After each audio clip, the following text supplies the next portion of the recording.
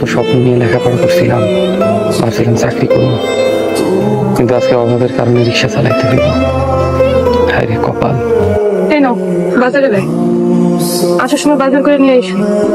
বাসায় চাল ডাল তেল কিছু নেব। আচ্ছা ঠিক আছে, আমি রিক্সা চালাই ব্যাগ ধরে বাজার যাবো। তুমি বাজার না আনতে পারলেও মনে করে আব্বার লেগে ওষুধটা নিয়ে এসো, আমার কিছুই লাগবে না। কাল রাত থেকে আব্বা আম্মা না খাই আসছে, তাকে মুখের দিকে তাকাইলে আমি কষ্ট করতেছি। কত বড় ঘরের মেয়ে তুমি, আমার বিয়া করে এত কষ্ট করতেছো। কোনো কষ্ট নেই, সবাই ভালো থাকলে আমিও ভালো থাকবো। তোমার বাড়ির লোকজনের কথা চিন্তা করে আর রিক্সা চালাতে আমার শরম করে। শরমের কিছুই নেই, তুমি হালাল পথে ইনকাম করতেছো।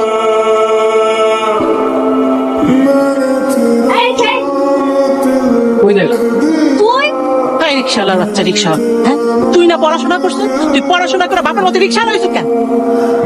কামই তো করতেছি, চুরি তো আর করতেছি না। তুই যদি আমার জামাই এটা ভাবতেই তো আমাকে ঘৃণা লাগে। ভাইবেন না, আপনার কে ভাবতে করছে? পরিচয় দিতে মন না চাইলে পরিচয় দেবেন না। তুই আমার অবুঝ ভাইয়ারে ভুলে ভেলায় বিয়া করছিস না? তুই কি মনে করছিস মনে ভুলে গেছে? ভুলে নাই, মোড়ল উপর টাকার পাহাড় আছে, ধ্বংস করে দিব তোকে। এত অহংকার করেন না, মনে রাখেন আল্লাহ চাইলে পাহাড়েও ধ্বংস করে দিতে পারে। এই তুই আমাকে সামনে থেকে সব যা কইতাছিস এদিকে। আম্মা ভাবি তোমরা কই গেছিলা? মার্কেটে গেছিলাম, রিমার জামাইরে দেখলাম রিক্সা চালাইতেছে। আরে না, রিমার শ্বশুর রিক্সা চালায়। আজকে রিমার জামাইরে দেখছি রিক্সা চালাইতে। রিমার জামাই রিক্সা চালাইতেছে? আরে রিমার শ্বশুর অ্যাক্সিডেন্ট হওয়ার পর ওরা মনে অনেক কষ্টে আছে। সব দোষ হইছে ছোট আম্মা। ছোট আম্মা রিক্সাওয়ালা লগে রিমার বিয়া দিছে। বাপ রিক্সাওয়ালা হইলেও জামাই তো শিক্ষিত। শিক্ষিত পোলা এখন রিক্সা চালাইতেছে না? দেখেন একদিন রিমার জামাই বড় লোক হইব। রিক্সা চালায় আলাদিনের সেরাক পাইব, কোটিপতি হইব। দেখেন না মামলা চালাইতেছে, এখন তো রিক্সা চালায়, কদিন পরে রাস্তা রাস্তায় ভিক্ষা করবো।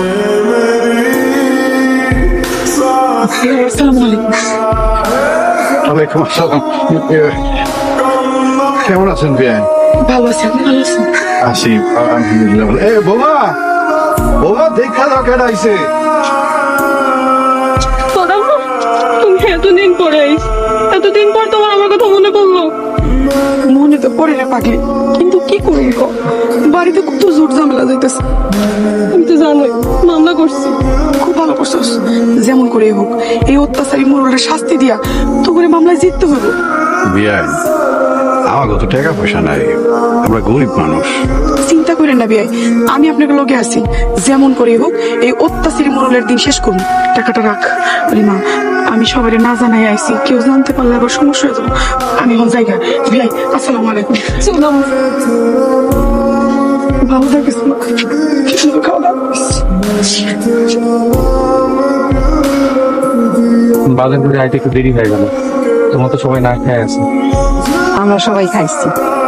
খাইছো মানে রান্না করছো? না ভাইজান, ভাবির মায়ের সামনে খাওন দিয়া গেছে। কি কইতাছো এইসব? রিমার মা এসে খাবার দিয়ে গেছে?